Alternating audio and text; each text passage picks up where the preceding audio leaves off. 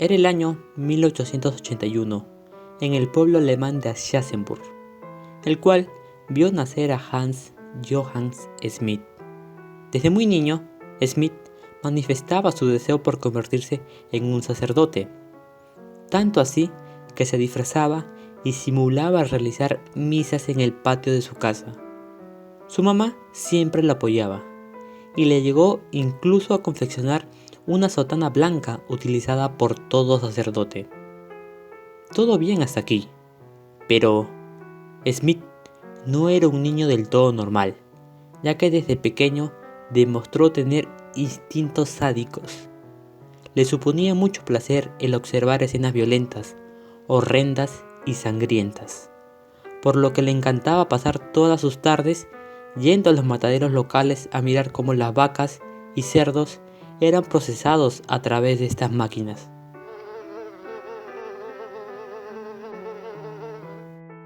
Se ordenó como padre apenas a los 25 años y fue enviado a una iglesia de la región, pero enseguida se dieron cuenta de lo perturbado que estaba, en razón a sus sermones excéntricos y todo tipo de acusaciones, desde haber abusado de monaguillos hasta haber tenido relaciones sexuales con varias mujeres y además de frecuentar prostíbulos, lo que lo llevó a tener conflictos con sus superiores y por ende ser trasladado a otra iglesia, situación que se repitió al menos en 4 ocasiones.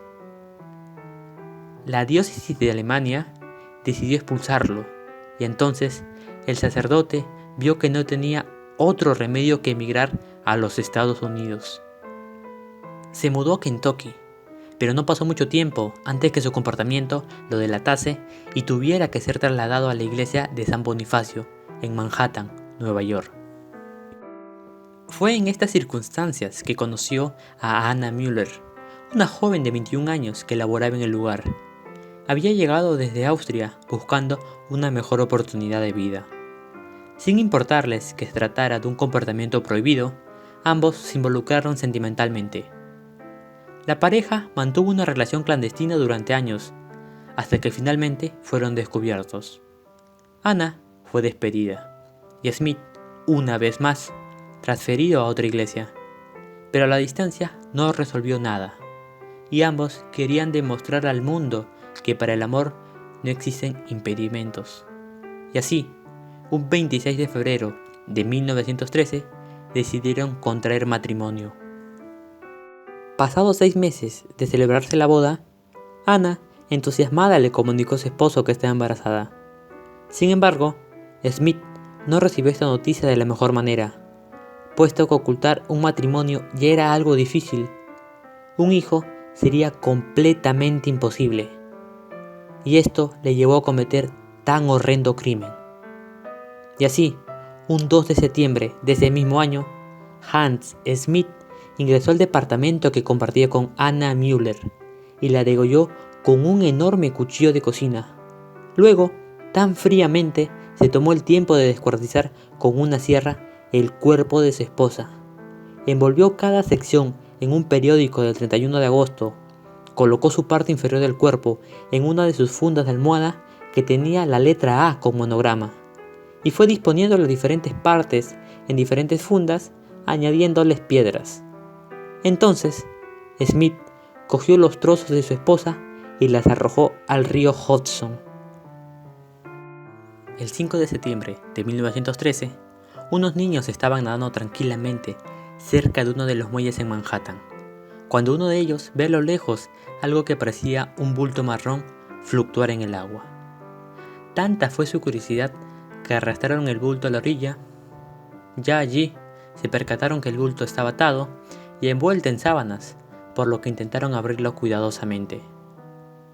Espantados quedaron cuando del bulto marrón salió rodando la parte superior del torso de una mujer, desnudo, gris y viscoso, sin brazos, piernas ni cabeza, junto con varias piedras y hojas de periódicos empapados. La policía del condado de Hudson acudió al lugar.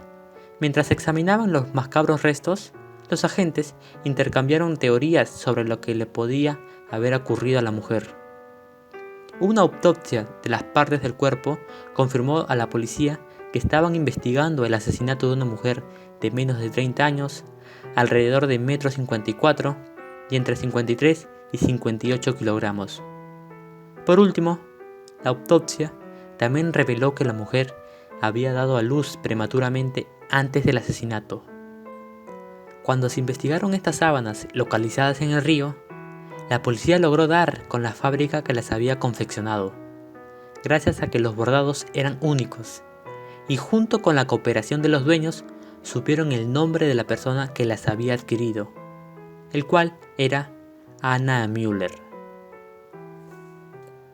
Cuando acudieron al apartamento de la víctima, la policía encontró las paredes y el suelo salpicados con numerosas manchas de sangre. A la vez, hallaron indicios de que intentaron limpiar la escena del crimen. Sin embargo, Smith había encontrado mejor suerte limpiando la sangre del cuchillo y serrucho, y los había escondido dentro de un baúl. En otro maletero, las cartas dirigidas a Müller mencionaban a Smith y su nuevo empleo en San José. El baúl también tenía pañuelos con el mismo bordado que la funda de almohada encontrada en el río. Fue el propietario del condominio quien corroboró a los oficiales que Anna vivía en ese lugar y se había casado hacía poco. El detective principal, Faurot, y su compañero fueron a San José para interrogar a Smith sobre el apartamento ensangrentado que estaba alquilado a su nombre. El detective le mostró una fotografía de su esposa. Durante la media hora siguiente, el sacerdote negó que la conocía, pero Faurot sabía que mentía. Esperó el momento oportuno y entonces lo acusó de haberla matado, pese a que solo tenía pruebas circunstanciales, y en cuestión de minutos confesó el matrimonio y el asesinato de Anna Müller, alegando que la amaba y que los sacrificios deben consumarse en sangre. El juicio de Smith comenzó el 7 de diciembre de 1913. Su culpabilidad no estaba en duda, así que los abogados de Smith afirmaron que estaba abrumado con lujuria de sangre y que estaba demasiado loco para saber lo que era correcto y lo incorrecto. Durante 23 días, Smith y sus abogados se aferraron a la declaración de demencia.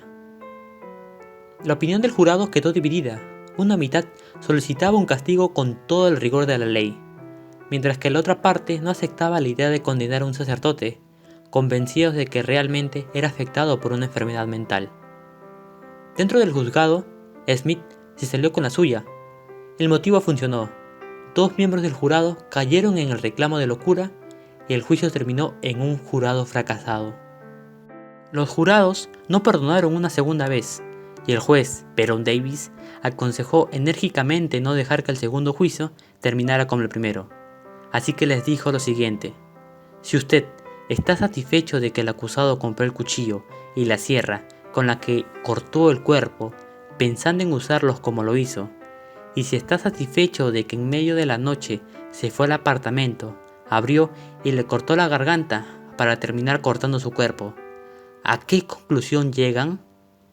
En razón a estas palabras, el jurado condenó a Smith de asesinato en primer grado y el juez lo sentenció a muerte en la silla eléctrica. Smith fue electrocutado el 18 de febrero de 1916 y es el único sacerdote condenado a muerte en la historia de los Estados Unidos hasta la fecha.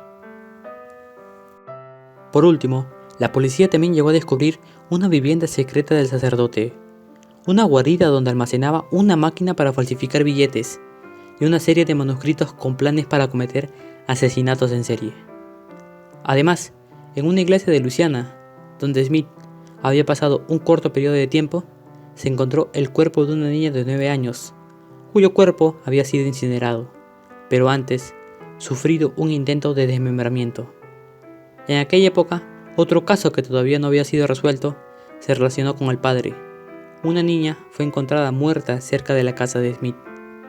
El número de personas que Hans Smith pudo haber asesinado fácilmente lo convertiría en un asesino serial, pero esa es una cuestión que nadie pudo resolver.